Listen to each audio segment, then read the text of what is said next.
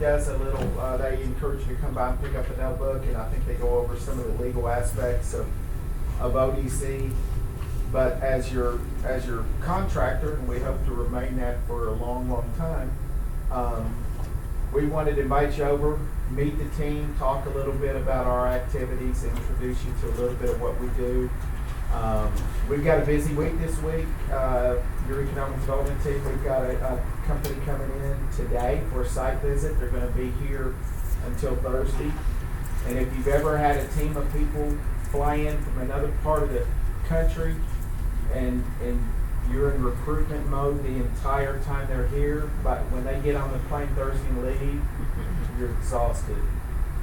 Because you're holding their hand from when they get up in the morning at breakfast until they go to bed at night at dinner. And then you get up and do it again the next day.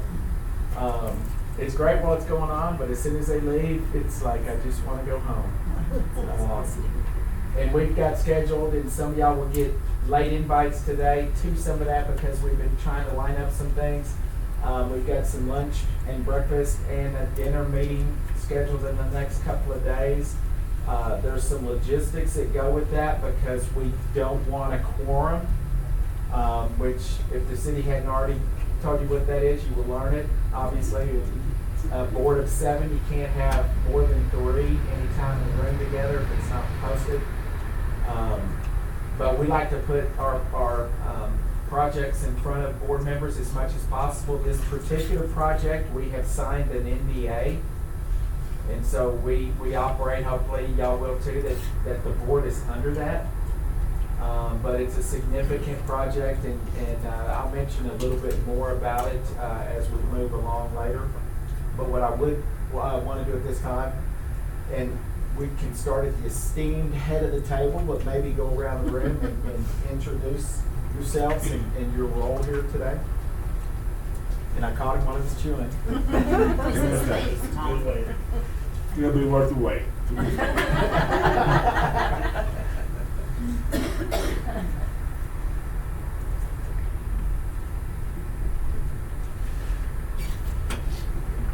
Okay.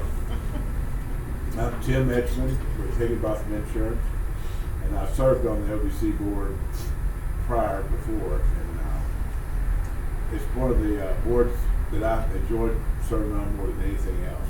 Steve Thompson asked me if I would fill in with Melanie turning out. I was real pleased to step up. I'm limited a little bit, but right now we're gaining on it every day, and we've got. I almost got a divorce over it because I said absolutely will. And we just hired 3 new employees, and so everything at the office is pretty hectic right now. But I look forward to serving again and know most of you. And, I will say this about the chamber, and Renee will back me up on this. When I was asked to leave the ODC board by our illustrious buddies, I stayed on top of trying to make sure that they didn't take it away from the chamber.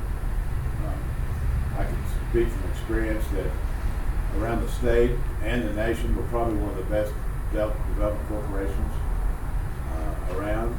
We've got a very good success rate. Perryman says our rate of return's been over, I think it was 39% rate of return on all projects from inception.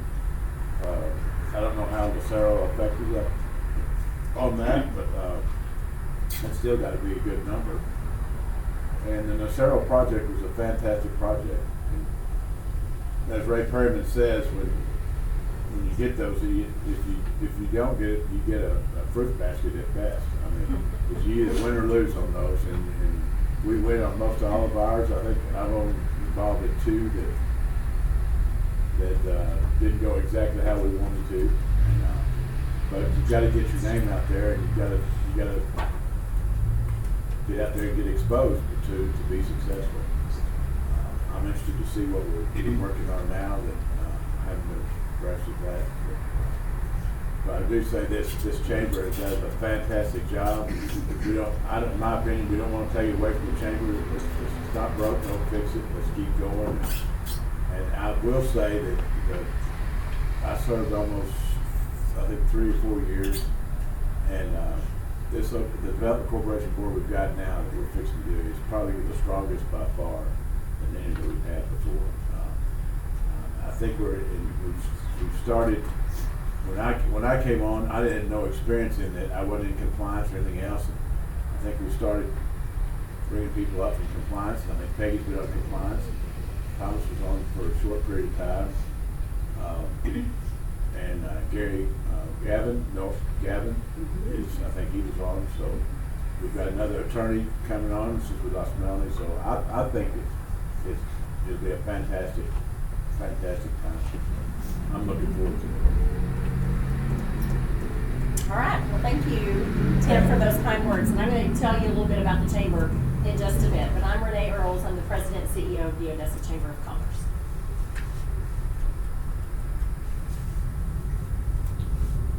I'm Stephanie Garay. I am a Deputy City Secretary. I've been with the city for about a year and here in Odessa for about a year. So I'm from Roswell, New Mexico, but I'm glad to be here. Every once in a while I see a fellow New Mexican. I came here 34 years ago, and I don't know exactly when, but I became a Texan along the way. So I'm Peggy D, and I was a shareholder and a partner in a public accounting firm for a little over 40 years. I am retired from that, and I still do some consulting projects here and there. And I work a couple of days for Rick Skillard on Mondays and Tuesdays. And that's really been that's been something that I'm really glad to do, because when I wasn't working at all, I found out that it could be in my nature very easy to be a slug. So that's important to me. I have done a couple of days of work. I've been active on lots of things since I've been here, and one of them was getting the sales tax change at the hospital.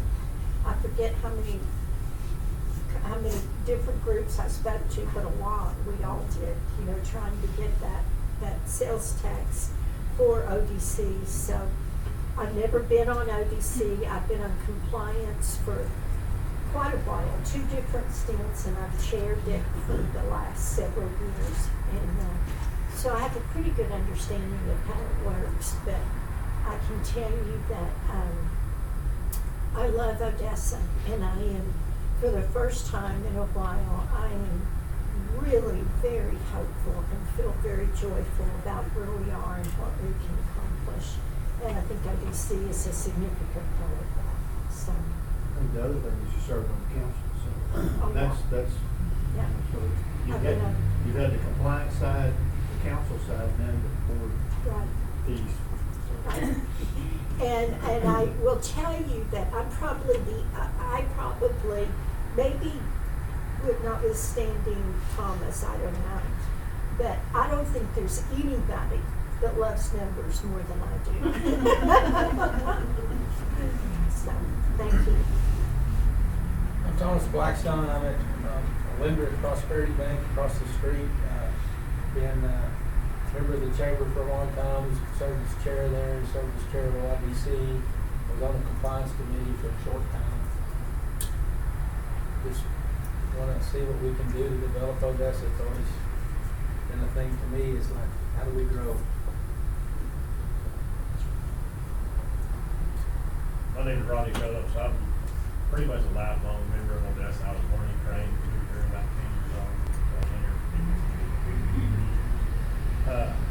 Been in the oil and gas industry my whole life. Always following what the ODC did and doing. Didn't say I agree with everything all the time. And may not agree with everything now, but like everybody in this room, I think I have a heart for Odessa. I would like to see this. I've raised 2 sets of children here. And I still like to see different things done. I'd like to see diversification come to this city other than oil and gas. And like most people in the oil and gas can say, and bankers too here. I've been broke 2 or 3 times in the oil business. So, the thing is we're resilient. And the people here that choose to stay here are resilient. And what I would like to see is I would like to see Odessa, what we could do to make I always make this joke, Odessa's the place to be from. Because you go anywhere, you go Dallas, Fort Worth, Austin, Houston, San Antonio, you meet people from Odessa. And they grow up here, and it's a good place, but it can be better. And it can be a lot better. With our help, we can do things that, hopefully we can do things that will diversify our economy a little bit more, and will also help the community to make it a better place to live. That's what, I would hope we can focus on some of that. Well, I'm Tracy Jones. I'm the Director of Business Retention and Expansion. I am a lifelong resident of Odessa, only 39 years, just FYI. But I can lie about my age. I've been doing economic development here with the Chamber and ODC for 29 years.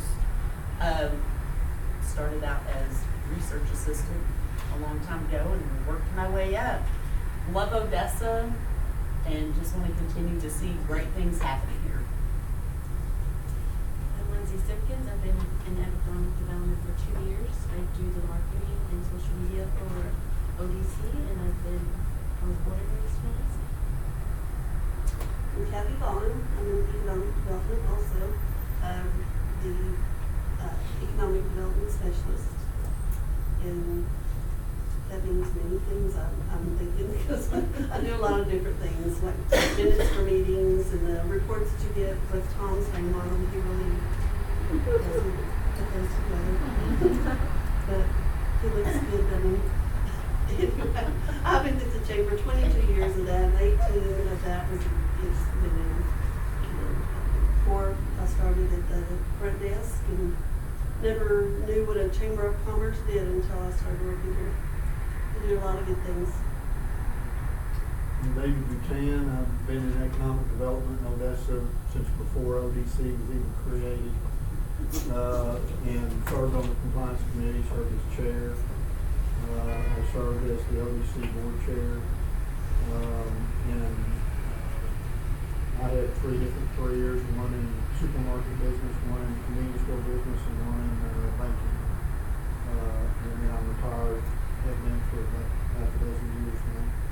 And I'm here really to maybe help answer some questions if they come up, just based on what we've recently been doing. But one of the things that's important to me is that we hold to our mission. We've had a philosophy for many, many years, basically trying to create jobs and capital investment. There's some other things that we've gotten involved in, workforce development and whatnot. It's important. But I think that we keep our focused on our mission. I think that's important. That's really important to me. So I'd like to see us continue to do that, and appreciate all the work the Chamber's done to try to make those things happen. I'm Tom Mansky. I've been doing economic development longer than the other members you've heard at the table. I just won't get specific. I've been out here 30 years. Really enjoy it. I actually got out of the business for a short period of time before coming out here, and my predecessor called me about this opportunity. And what he didn't know is having never been out here, I suddenly had 2 daughters who lived in Midland, and now a grandson. And so it's been a great move for us. We really like it in Odessa. There's things we got to work on, but there's a lot of good things too. And if you just look at the negatives, you sometimes have to come out here, peel off the cover, and see what's underneath. And there's a lot of good. And I think the main thing is the people. And that's what's impressed me since coming out here. Not 100%, not every person, but for the vast majority, it's been very good. And so we can go ahead and hop into it a little bit. You'll see we have a staff of 4. We're a department here at the Chamber. A majority of my career, and I've run EDOs that were standalone. I've run EDOs that were department under the city. But a majority of my career was actually running an EDO that was under the Chamber. And so I like that. It's a comfort area for me. We get awesome support here from Renee and everyone at the Chamber, and we get good leadership support from the Board of Directors. So in addition to, we look at the ODC board as our board also, but we also have another board, and that's the chamber board. And so we get a lot of leadership from that, and we get a lot of suggestions, ideas, support.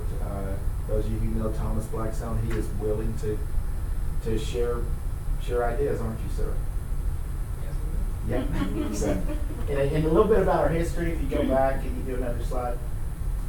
If you see 1997, the ODC committed over 75 million, and we keep going up. Give you an idea, week and a half before Christmas, Liberty Oilfield received a check for $500,000. For those of you who aren't aware, I think most everybody in this group is, but if you're driving towards Midland on Business 20 and you look off to the right before Faughery, that big giant building under construction there, that was one of our projects working with them, and I say ours being ODC. They're gonna invest $50 million out there. They're gonna eventually employ about 1,500 people. And so they're blowing and going, and they got their first incentive check in December for $500,000. And so that's one of the projects of recent times.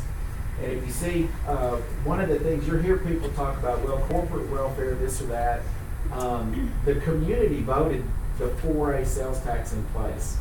And so this was something the citizens of Odessa wanted. And sometimes we'll have people that are kind of struggling with our support, because we go out there and try to actively push, get them off the fence. We want you to grow out here in Odessa, do this and that. And it's, well, I don't know about, no, the citizens voted this in. It's not a handout. They want us to find projects like this because they want your capital investment and they want your employment. They want your full-time jobs you're going to bring to our community. And so that's a big deal, and that's how we look at everything. You'll see our services, incentive grants, things of that nature, recruitment, business retention, building site assistance.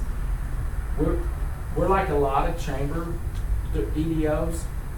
We don't say no to almost anything. Some people may say, well, that's not our purview. If we get a question and we don't know the answer, we have a pretty good idea where to send you. And I'll give you an example. We probably, multiple times a month, we will get someone calling up and they've had a food truck in town and they want to do brick and mortar.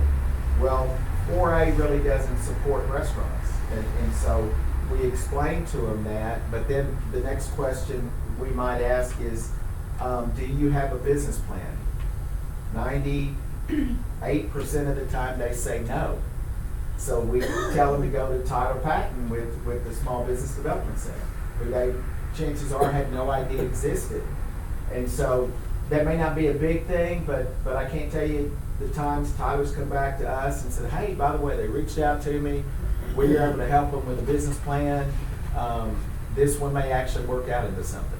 And so we're not just here to recruit business or industry, manufacturing. We're here to grow jobs and investment overall in Ector County and more specifically Odessa. A lot of site assistance help. We get calls every day. Somebody looking for a couple of acres to do such and such. And so we do that quite a bit. Next slide, please. We've updated the board list. Obviously, y'all were appointed to take over January 1. Welcome. Consider us an extension of your staff. I tell boards, I've told them throughout my career, if you need to sick us on somebody, especially when it comes from a board member, we're really going to get to it top of the pile. If you've heard about somebody that has a question, they're thinking about expanding their local business, let us know. Let us be, you're busy in whatever it is you're doing every day, whether it's your job or retirement or what have you, or travel. We're here to do the work of economic development. Now, we're taking any advice, with regards to who they are or what they do or what it would help as far as starting the conversation with them, but we're an extension for y'all to pick up the phone and say, you need to get out there tomorrow. And we're happy to do it, and we get those calls. And so anytime you can do that. Next slide. This is just some economic indicators we put in there. show you some of the statistics as far as residential sales tax. Residential's starting to pop again, especially on the new homes. Y'all probably driven around the loop on the north side. Bow's got a ton of things going up. Couple of issues, you know, we get faced with all the time that we have to deal with when we're talking to, especially if some of these companies that we work with are using a site selector. We're having to answer questions on workforce housing, available workforce, training, education, things of that nature. A lot of quality of place issues, so we have to learn a little bit about everything as much as we can with regards to not only Odessa but the county. And I can't remember, do we have another slide? Will you send us these slides? Yeah, we can do that. Yeah, we'll try to Happy to quickly do write that. down important things. There's some of our social media, which has been doing pretty good. That's on a monthly basis. So as you can see, December at the end of December 24 for that month for Facebook, we had 46 new followers. So that's growing every month. LinkedIn is growing. I always point out the one that's like totally stagnant almost is X. We're not getting too much on that, but we work with our media partner, current media partners, Christy and her group, y'all know them. We try to get out, our goal is something out on social media every day. And even if it's Christmas Day and it's just wishing you a Merry Christmas. So we try to put our name out there and just stay out in front of people on a daily basis. Is that the last slide? Oh, now we do the, so we do the all the social media together, and you can scan that and pull them up if you choose to. I encourage all the board to go in and follow us and keep on top of that. Plus it helps our numbers. But like I said, we're here for y'all.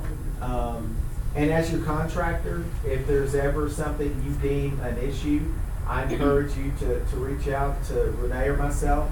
And you know, we can't fix it if we don't know it's broke. And if it's broke in your eyes, we need to at least look at it and evaluate it. But we don't think anything right now is broke. We've got a ton going on. We can discuss that a little bit later in the deal. But at this point, I'm going to turn it over to Renee.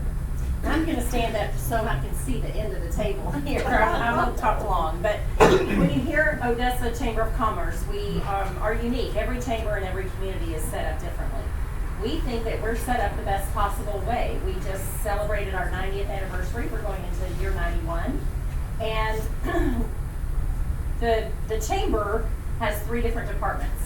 So we have the membership side of the chamber. We refer to that as operations. And that is the members of the chamber, the events that we put on. We recognize the Citizen of the Year, the Entrepreneur of the Year. We're about to have a Midland Odessa Day at the Capitol. So that's the operations side of our chamber, and that is fully funded by the events and the members that we have.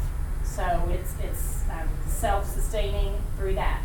Our tourism department receives money through the city, through Hotel Motel, and they encourage people to come here either for business, for leisure. They host a lot of conventions. Just this morning, we met with a gentleman who's looking at moving a conference here. So they do everything to promote Odessa to the region, the state, and the country. We even have visitors come throughout from the world occasionally. So then the Economic Development Department is the third leg of the stool, and that's who you all, the contract is with the Odessa Chamber of Commerce through the Economic Development Department, fully funded by ODC. And their job each and every day, 24/7, is to promote the community and bring businesses in and expand the ones that we have. For decades, we've talked about diversification. You know, I say that even if you're not directly in the oil business here, we're all in the oil business. But we've done a great job, I think, diversifying in the last 2 decades. We have an incredible healthcare hub here with 2 hospitals. Private and public. We are having the behavioral health center opening up. So if you look at the number of employees and all of the businesses that are connected to that, healthcare is a big industry here. Education is a big industry here. We have the university. We have a community college that is second to none. We have Texas Tech Health Science Center that has a major footprint just down the street. So again, education is another area that I think the volunteers have really focused on diversifying. And that's really what I believe the chamber brings to the table are the volunteers. We have a staff in the building of 17, but we have hundreds and hundreds and hundreds of volunteers who spend their time each and every day helping Odessa grow, helping Odessa be better, and shouting really how important and how valuable this community is, not only regionally and to the state and to the country, but to the world. I was just on an airplane last week, and there was a young man sitting behind me who kept complaining. And he was coming in from LA, and he kept complaining about Odessa, and mainly Odessa. And I finally had just had enough, and I had to turn around and just say, so why are you here? He said, well, I'm coming for work. I said, of course you are. You're coming to make money. And I told him that, this was my hometown. He said, oh, I was born here. I said, well, I was born and raised here, and I would not live anywhere else. And I don't want people trash talking my community. And I think it's important that people realize that we bring such value to the world. And Odessans can be our own worst enemy in promoting our community when we should be proud and we should see the full opportunity ahead of us. And similar to what Peggy said, I think we're really set to have an incredible decade ahead of us of what we can do. There's so much potential, and the Chamber is really very honored to be a part of what is happening. And thank you for allowing us to have this contract year in and year out, and we do not take it for granted, and we understand, we too are working each and every day to make this community better, and we completely rely on volunteers like yourselves to help us do that. So please know if there's ever any questions about the Chamber, any departments, I do come to the ODC meetings and stay abreast of what's happening. I oversee the 3 departments, and so you have me as an employee as well, and we're here to help in whatever capacity. I think another thing that we do really well is convene people to the table. So like the site visit, you're notified at the last minute, so we can help get the right people at the table to talk about the relationships and what we can offer. And I think we're in the best city possible. So thank you again, and please let me know if you have any questions. Next item, number 4, very briefly, this will be short, just to let you know, any logistical, or not logistical, legal things with regards to, this is a 4A corporation, as you guys well know. A lot of that you get from the city. If Dan and Tina over at the city's legal department can't answer it, we've got outside counsel now as of year and a half ago, I guess. I can't remember how long ago, a little over a year. But Jeff Moore, who is with the law firm in Richardson, is considered the foremost economic development legal mind in the state. And he represents over 50 different EDOs around the state of Texas. He does it in various capacities. If you get the whole buffet, he's coming to board meetings every month and sitting in on them, and doing all of that. We have the city's legal team here to do that locally, right down to the minimal retainment where you call it when you have a question. So we're kind of somewhere in between there. That was something that a previous board wanted, and so they did a contract with him. We're not here to tell you anytime I need Jeff, he's there for me. It does a great job, but those types of decisions are left up to y'all as the board. The difference between the 4A, 4B can actually do more with regards to what they can spend their money on. Sometimes I'd love to be a 4B. I'm not saying go out and do a vote. I don't think you want to do that. But they can spend some more dollars on community development type items, whereas we're more brick and mortar, FTEs, full-time employment, and so there have been through the years statutes here and there that have allowed us to expand a little bit with regards to, I know this organization, ODC, has supported some infrastructure programs that they deemed good for business development in certain areas of the community. They can't go in and fix existing infrastructure, but they can go out and put new infrastructure in the ground if it's deemed that it would open up new areas of town for business development. A good example, they supported ICA with some infrastructure out around Yukon and 191, and after they did that, Bass Pro announced that they were gonna come to that area. So obviously, that was a very good investment on the ODC board's part. Most of you probably also know that once you make a decision, say you're gonna support something, that it's not done yet, it still has to go. Council, the way the statute's written up by the state of Texas, city council gets the last say on any dollars y'all spend. And so, once you support something, it'll go to council after that. And then, typically, throughout the history of ODC, not 100%, but if the ODC board has looked at it, and obviously compliance is also filtered through it, when it goes to council, typically council's got enough information to know that it's something they can support. I'll put on their sales tax workshop, there is a requirement that EDO board members participate in the sales tax workshop like every 2 years. Especially new members need to do that. That information comes to us through the Texas Economic Development Council, TEDC. We're very active in that organization. And so we'll let you know when there's some upcoming ones. We have in the past even reached out to TEDC and paid a fee to host the workshop here. Typically, throughout the year, they will pick about 7 or 8 locations around the state geographically, and so members can attend. We would pay for your registration fee to that.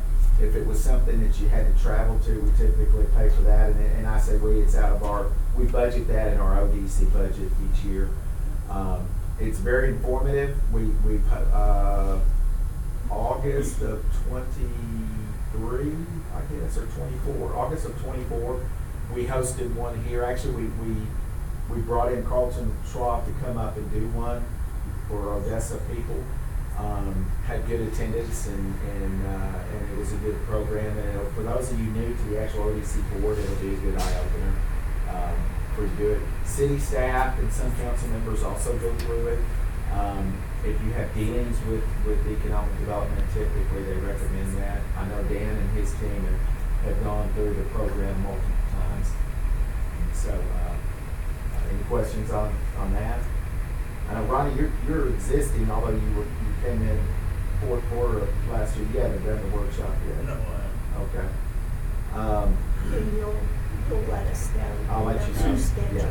I'm looking those up right now just to see I don't think they've scheduled the new ones yet, if they've got it yet. but as soon as we have something, they usually send them out in a blast to all the TEDC members. And then Then are we a TEDC member, or is that you? our individual staff members are. And we can certainly, if in the next budget, if there was a desire for board members to be an individual member, that does occur in some areas, we can certainly, talk about it and budget for that. I don't know, I just wondered who the we was. Yeah, they don't do it by organization, they do it by individuals. And so I've got our whole team, the 4 of us signed up. And then that's really all I had on that.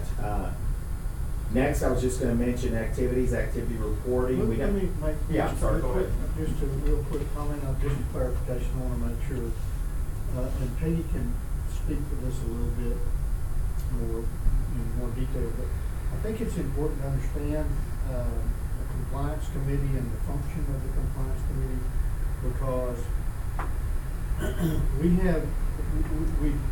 set the compliance committee up many years ago so that we could vet grant applications, basically.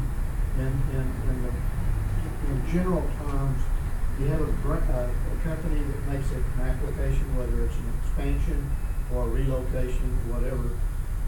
The compliance committee looks at that application and then determines, can this grantee perform on the contract? That's really there's other things that they look at as well, but the primary function is, do they have the ability to perform on the contract? Because if they don't have the ability to perform on the contract, there's no sense in providing any grant funds, because it's not gonna follow through. And I think that's, those are not public meetings. That information that's provided by the grantee, financial information in particular, trade secrets and whatnot are held confidential, and we're able to do it because those are not public meetings. So it's a very valuable component in our process to award grant applications. I think that's really important. If you have anything that you want to add on that. Thank you. It is really important, and I think we all need to have an understanding of who ends up having the information, because we've had some issues in the past where everybody ended up with information, and that's not really what it's designed for. So from compliance, then we usually now, I'm thinking, are there two people from ODC that are also sort of ad hoc members on compliance? Three? Yeah, and And that's up to the board. Yeah, and we'll make a determination of how we think that really needs to But be. assuming that still happens, or that there is some, then those are the three people from, two or three people from ODC that really understands the grant more than, they've been in on the detailed meetings. And then when it goes to then ODC to discuss, is it at that point in executive session that everybody on ODC understands this project? Or do they ever get all the details? I got, on the inland port thing, I got really confused on who knew what. It depends on the project. If it's been requested or determined, or if we've signed an NDA, we may request on the agenda an executive session meeting. Some of these things just go straight through. For instance, the compliance committee just approved two projects a week and a half ago, and they're going to go before ODC at their next meeting on the 16th. There's no request for closed session. There's no, hey, I don't want my. The purpose of some of that is so that like personal financials and things at the request of the project aren't public. So typically, and we're going to get out of activities, we're skipping down to number 6.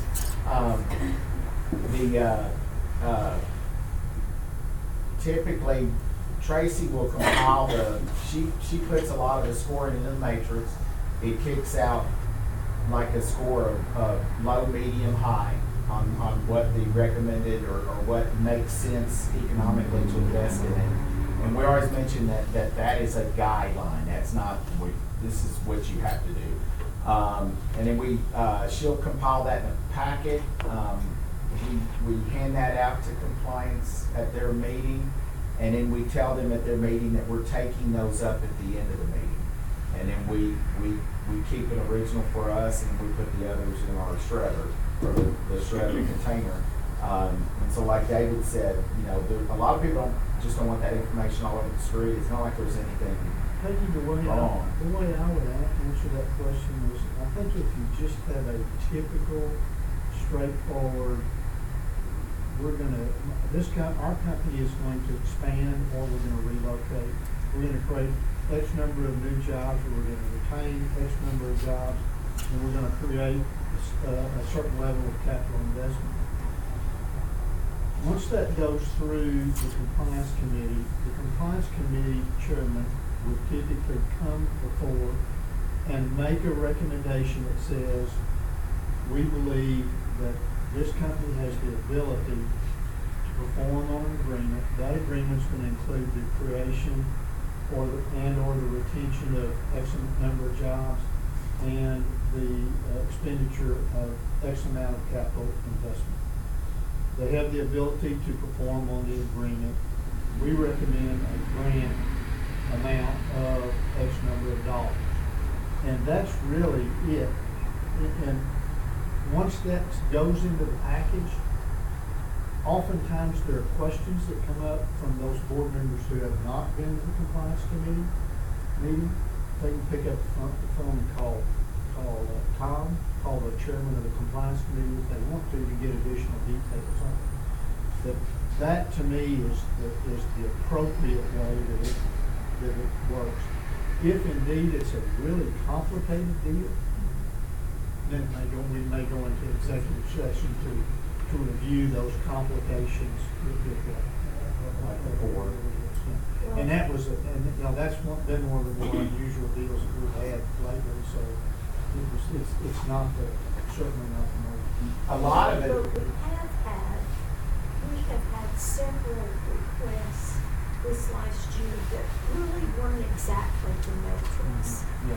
In fact, at our compliance meeting the other day, I reminded compliance that we were asked by the board to come up with some ideas for a new matrix, and that has not been done. Because we have had some unusual things. I noticed NDC is doing some things kind of, they make a loan and then it's forgiven after a certain thing. But there's some other options, and we began sort of exploring those. And so that was the reason I asked that question. And a lot of times that's where I'll request usually through the board chairman, I would go to, like, most recently Jay Kirk or prior to that, Chris. Hey, we need to discuss this in closed session. And I'm basing it on my experience with the project. That's usually when you're in the negotiation point. You're not ready to vote on the project. It may or may not even have gone to compliance yet. You're just not there yet. But let's say if somebody says, well, can I do a loan? And if legally we can, then it's like, well, that's not my decision. That needs to be discussed with the board.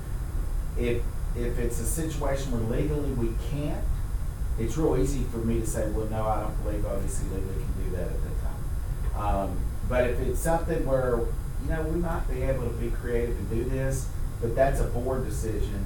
And, you don't want to discuss negotiation out in an open meeting.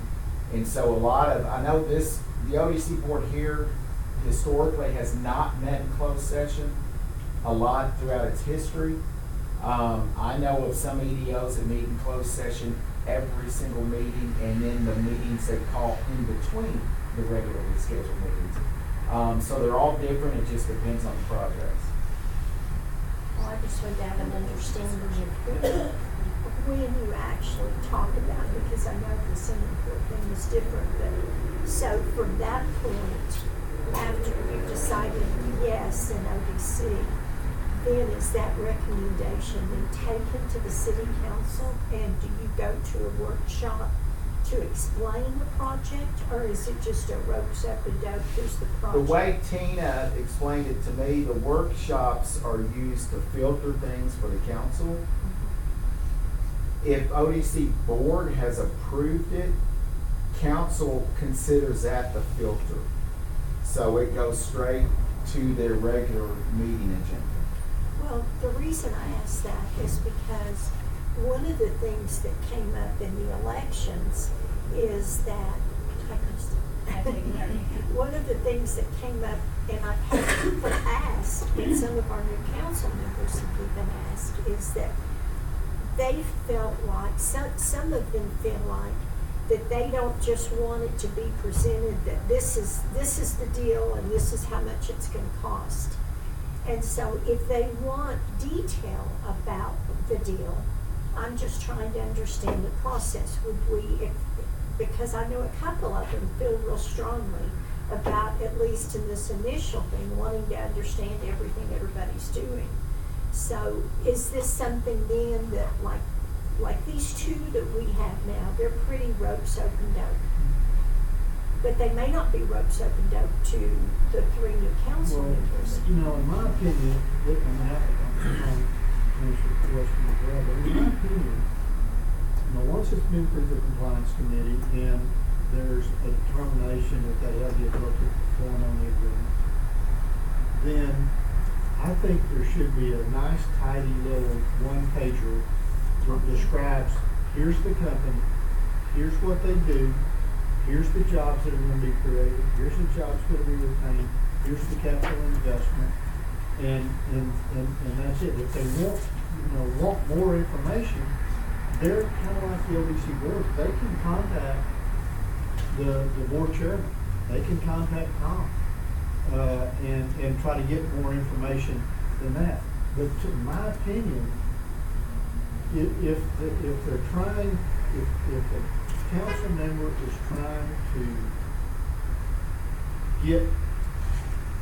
go past that, then they're micromanaging the project. I mean, why do they need the ODC board for? Yeah, I kinda think that what, like you're saying is, if you look at this like you're gonna bake a cake, and you have all these ingredients in the cake, okay, this is what it's gonna take to get this done, we're gonna make this cake.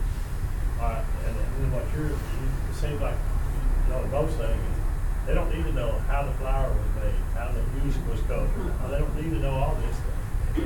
This is the ingredient, we've done all this to this point, and then take it from there. Right. And go on. And that was my next question, I have a question on, because I've been getting emails about people that are in, I guess we're gonna vote on the compliance committee. Are you getting emails for people that are? Yeah, on the I compliance think committee? we have an item on the agenda Okay. whereby we've got four. Well, I've got four 3 openings. so far. Yeah. Well, I don't have any openings, we're gonna read. I think there are 4 openings, Yeah. and so we will nominate, members to serve on the compliance. Well, they're just committee. for our review right now. Aren't there really And I- more than 4 openings? We have 4 I- going off, but we weren't fully. I wouldn't get too deep in that. This is an open meeting, it's being recorded and videoed. Okay, well, I just had a question, if that's what it's for. I'm Samantha. Well, No, I know, but I know how some respond to things. I'm okay. Yeah. Stick to I the don't- agenda. I just need to know if that's what I need to know. but that's part of the orientation. The Yeah. board approves compliance committee appointments. Okay, that's what I And we wasn't have sure. 4 That's- openings. yeah. We got 4 openings. I wasn't sure how many openings there was gonna be, And then we'll have applications that you should be. yeah, I've been privy getting to. applications. Yeah. And they're for a variety of reasons. I think to make sure it goes through the process, just from an orientation standpoint, you probably, if you get some and you're not aware whether they've gone through the city secretary's office, because I think, don't you, Norma? Yeah, that's where they're Like- coming from. That's Yeah, where they're coming okay, from. okay. Yeah, I got one today from somebody Yeah, that, new it's coming. application. Yeah, they came from Norman. Yeah, Yeah, I'll okay. send it. And see, at the end of the day, my answer would be different than David's because we're staff. Right. So if y'all say, hey, look, starting today, every project's gonna go through, council work session, I'm not in love with it, but you know what, if you tell us that's what we have to do, that's what we have to do. And council does have a seat, an ad hoc seat on the compliance committee, so they can appoint, city council members to attend those also. I don't know why they do that. Yeah, no, I agree that, like you're saying, this is the sift, they're sift all the ingredients, put them together, and then present it. This is what it's gonna take to do this. Right. And like I said, they can do it or not do it. Well, the reason I bring that up is because when the last group was elected, you all will remember that one of their biggest issues was that they didn't know what was going on. The last city council, they never knew, and they just expected everything to just go through. Yeah. I don't anticipate that, but I do understand that they would like a little bit of background before they just sit down, before they approve it. So I would think like the one page you're talking about And we- would and be we- very appropriate. And when Craig met with us, when he was first elected, and he met in this room with us, Yeah. remember he said, I want to understand how this works, and I think we did a good job of explaining to him. I'm just trying to be proactive to say, look, this is what we decided it in depth, here's the summary of it, and you vote on it. Yeah, and the other way to say it would be, is if there's an agenda item that goes to the council that says, here's a grant application in this amount to this company, and that's all they get, that's not enough. Right. There ought to be a little one-page summary that says, this is what this business does, these are the jobs that are gonna be created or retained, this is the capital investment that's gonna be made, and here's the recommended grant amount. In this case- And you know, and it's gonna be paid out over 5 years in arrears, or whatever but there ought to be something simple like that, that ought to be plenty of information enough. Well, for his the- concern was how to get it through faster, because he said, I've talked to people that they turned in an application, and by the time compliance met, and then it went to that, and then we had questions and stuff, you know, it took 5 or 6 months. You remember, he asked us, he said, how do we streamline the process? That was one of Craig's main questions when he was, were you in that meeting? I think it was. Well, you were here, we did a little orientation, Craig was here, and then Gene Chavez, Well, it's here, maybe I had left at that point. but, no, Is it rare that that it takes the 5 months and? I think it we was had an a issue little, with- we had a with couple of not even hiccups when we were going between city legal and having new outside legal. And then there was like, Rental King, it went through the system properly. Compliance came up with a number. It was a number that they submitted to us. They said, we'd like this amount. Well, then all of a sudden, somebody reached out to a member of the council and said, well, we'd like more, and then they changed their number, and then it had to go back, and. It was that one where they Yeah. qualified for money. Yeah. And- But, and I know that's an exception, I'm not trying to get us Yeah. off, I'm just saying that if we streamline that, I mean, we did have a little summary for them to see. I think that would streamline the process more too, they wouldn't have any reservations about not knowing. And we do have that compliance report that we submit to them. I don't know that it goes with the, council, but I'm sure Tina could include that, because usually council only gets the resolution and a copy of the performance of the. But see, but that's what I'm saying, I think Yeah, that's a so- problem. It should go, and that may alleviate problems. That's Yeah. right. So we can ask her to start including that form. And we try to go as fast as the project will go.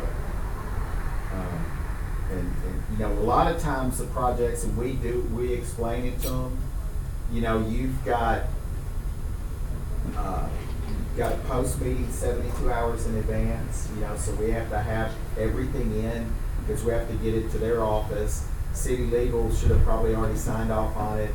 So we tell them, you know, you're not dealing with the private sector here. And you know, like a lot of things, even though we try our best to explain it to them, they don't always hear it. And on the port, there were a couple of times where Taylor, one of the representatives, you know, hey, this is gonna be discussed Thursday, right? Well, no, I asked you for the information, you didn't get it. That's an oddball, But I mean, but that happens on others. Yeah. It happens, you know, and I think that oftentimes when it doesn't flow as quickly and efficiently as it should be, the grantee is not providing the information timely. And then once they finally get the information to the chamber, then the expectation is, okay, so when are you gonna make a decision? You know, it's that type of. actually it goes faster than that, the expectation. When do I get my first check? I got you that stuff yesterday. You didn't have an answer. And even going through the process of getting your check, because we experienced that with one of our larger projects recently, and they wanted the check yesterday.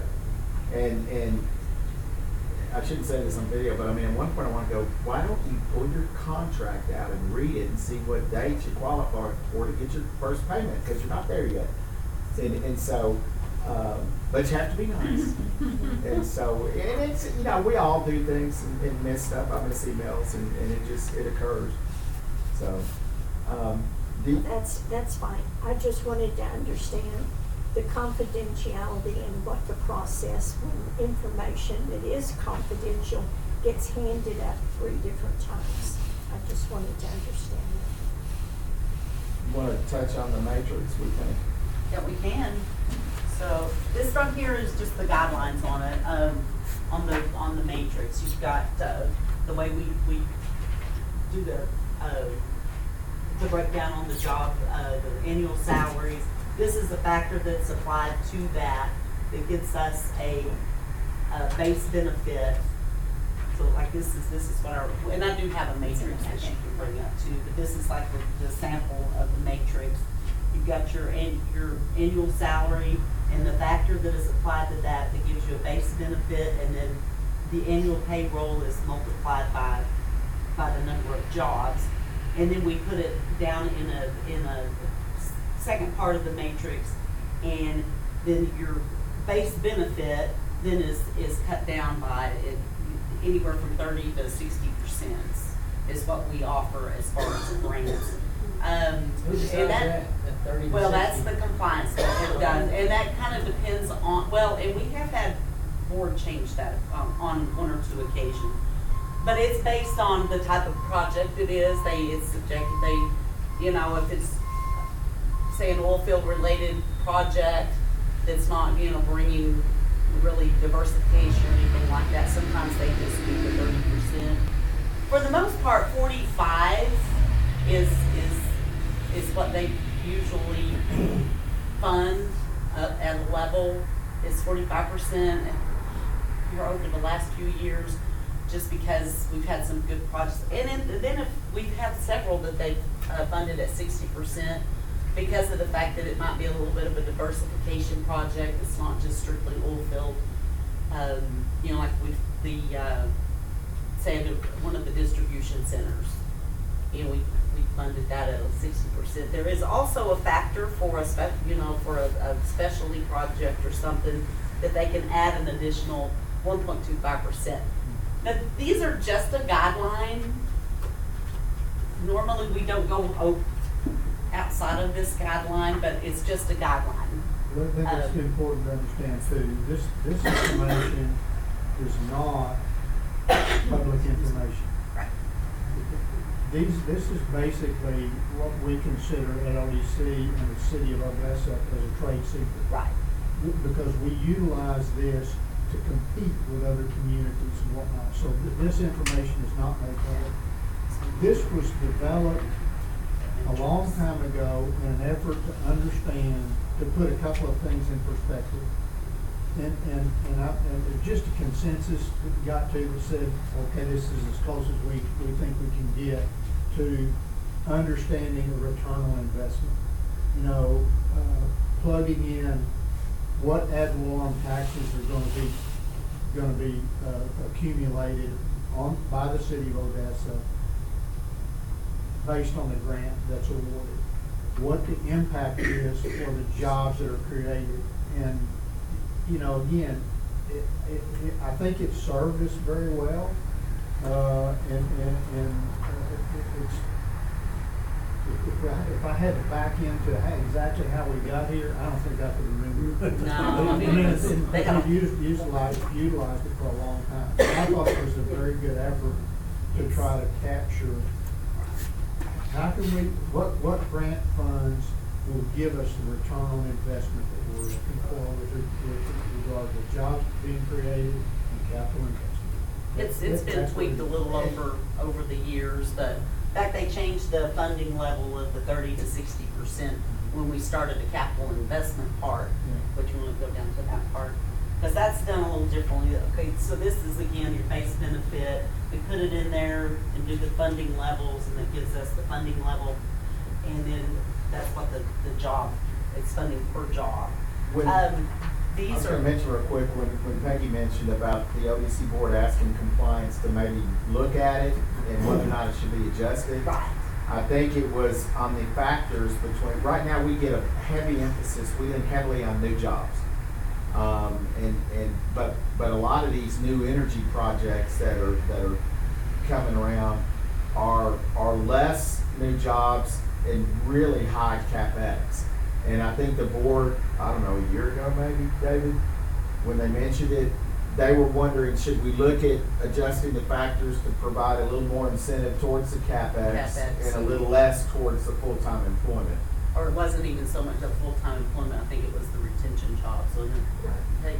Yeah, there was discussion about if a retention job was as important as a new job. New job, and should it be funded at the same level? But the real disparity happens on the CapEx. Yeah, if you I wanna mean, go you down got here to the somebody- CapEx part.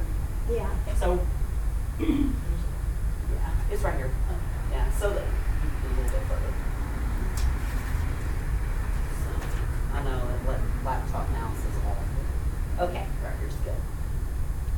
So right now, the investment, like on this project, the investment was 1.26 million. It's got this factor put in here, which is the tax rate for what the city of Odessa would collect if that's what their tax, what they go on the tax rolls at. So it would generate this tax amount, and then there's a factor added to that which falls in these categories. So, you know, this was 1.2, so it would go in here. So then we apply multiply this by 6%. So, or a 6 multiplied by 6, that gives you a base benefit of this. So Well, the then higher, the higher the Yeah. capital investment, the So- more, So the bigger the factor's the bigger. ratio is bigger. Right, the ratio's bigger. Then it goes down here to the base benefit, which was the 36. And depending on where, if it's just in the county, normally they only give 50% of the funding level. An industrial district is 75, and if it's within the city limits, then they'll give them 100%. But this is just based on like a 1 year of what the tax rate is. So So I mean, it's a basically, small, yeah, I'm sorry. no, you're fine, it's a small investment. Yeah, That I mean, for what they- basically what happens, that factor, is the number of years of really of property tax abatement for the city that they're getting. We're gonna give them that back. They would pay that, and we're gonna give them that back. And of course, their property taxes are much bigger because of the other entities, but we're not gonna fund their taxes for the other entities. But for $1.2 million, you know, that's, for $1.2 million investment to get $36,000 over 6 years is not a real big incentive. And it's really only $36,000 if it's in the city limits. If it was in the industrial district, it would only be 27. And that, and in my opinion, that's not enough incentive for that much money. And this one did happen to be in the city limits, so they got approved for the 36. If they're an industrial district, they're basically paying the same city tax They are, rate. they're paying the pilot, yeah. So why is fee, it different? Payment in lieu.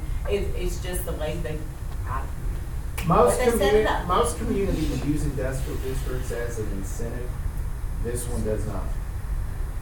but we, anyway, so that's how the funding is. I mean, the matrix has been set up by you, the board and the compliance committee over the years.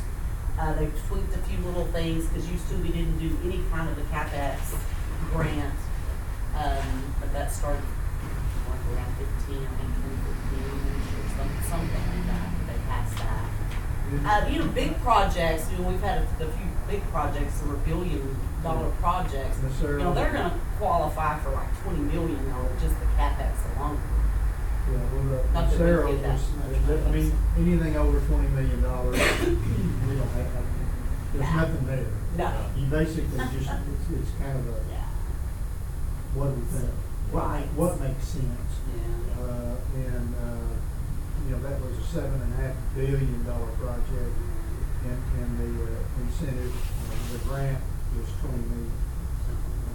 Paid out over 10 years. And that is also with, just as a FYI, all of our grants are paid out over a 5-year period. And they're paid in the rear, so they go through a compliance process with, right now our contractor is with Penn. It's an audit. And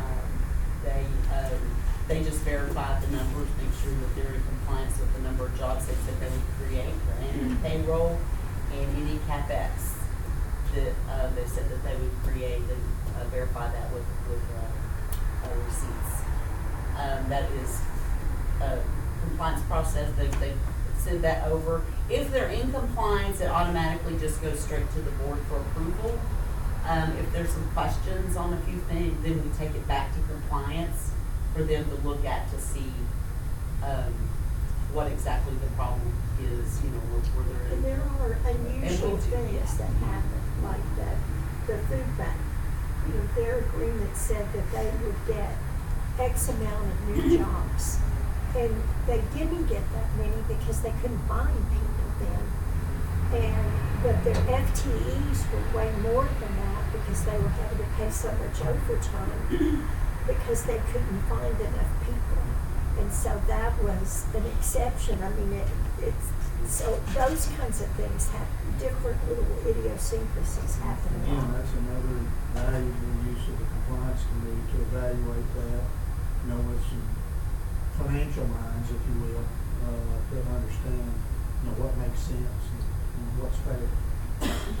So we also included this little pack. This is what the compliance committee gets, with the inclusion of financial information. We didn't print all that because they were too big.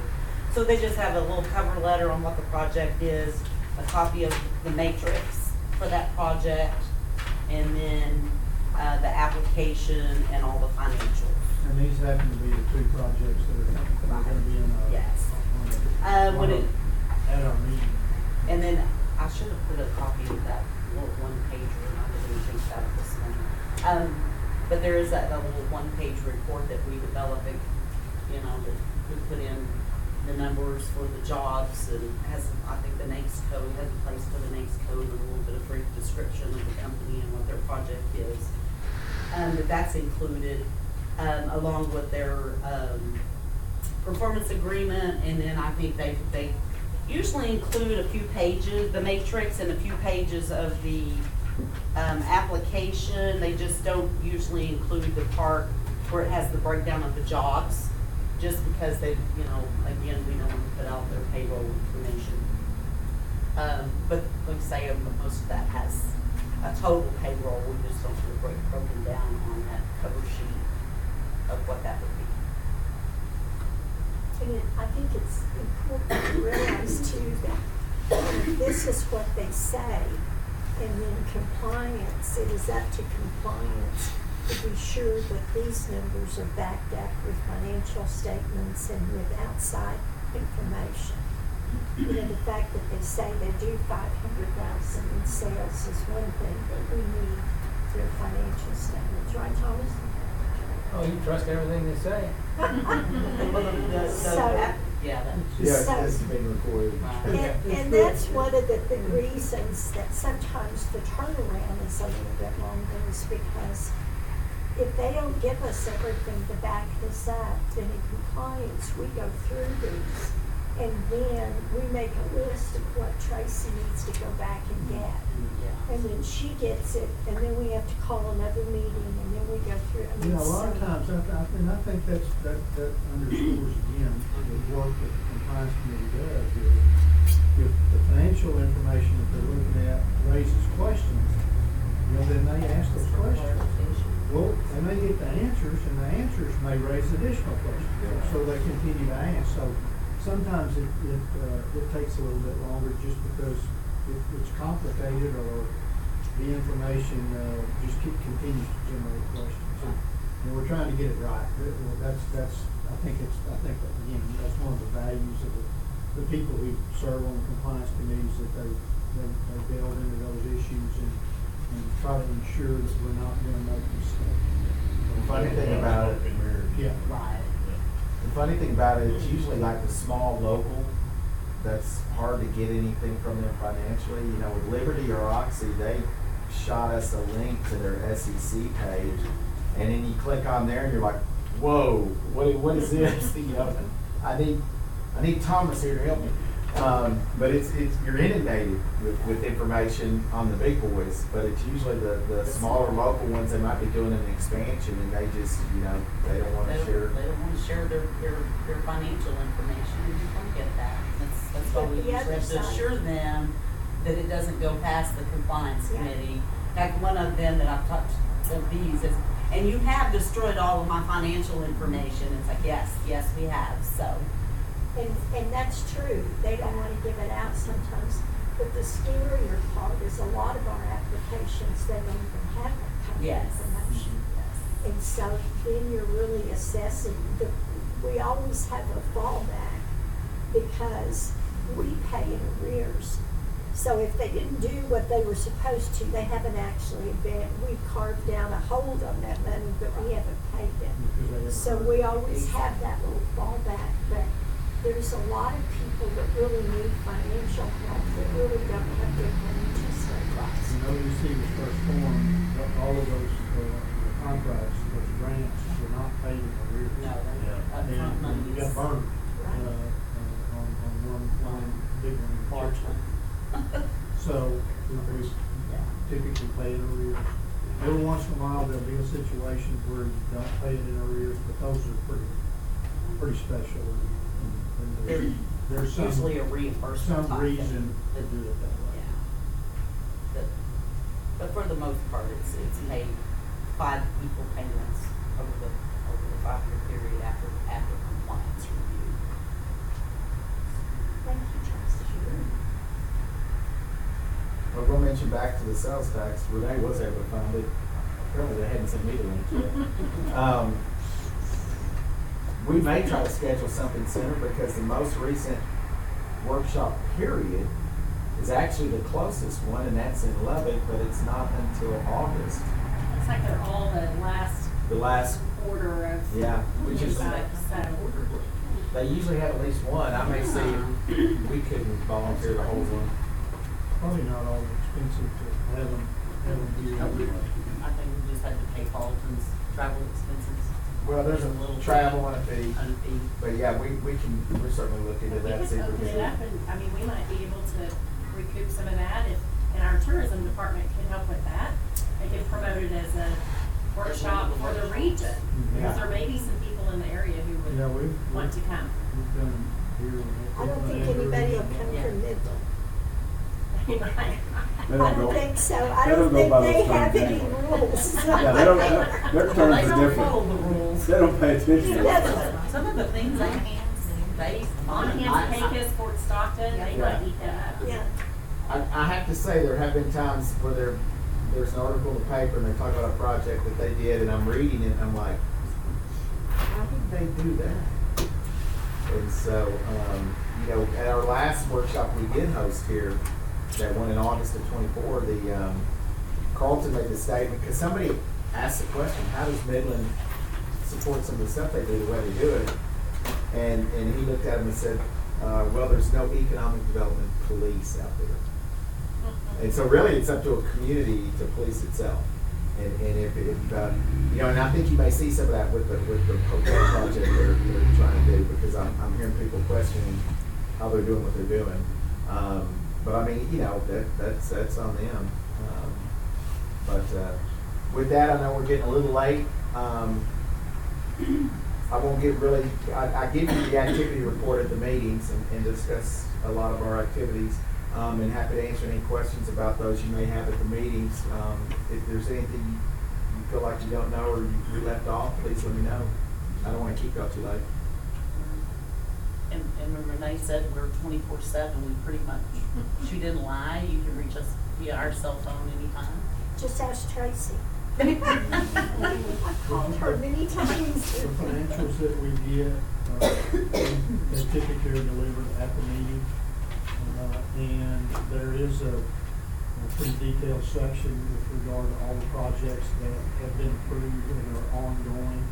And, gives you a good idea of what status is of those with regard to outstanding, grants that, the reserves and whatnot, so. And I will tell you, per our contract with the city and ODC, we send the economic development financials out at the end of the month after our board has reviewed it. And that is per the contract. I think all of you all are on there, city legal, city secretary. So once a month you get those. And if you wonder, why am I getting these? That's per the contract. And an email. And it comes from Valerie Leonard, our controller. If y'all have any questions, Yeah, any any other questions? clarification on anything, let us know. Thank you for your time. Thank you very much, and thank Thanks you for lunch. for the great job that you all do.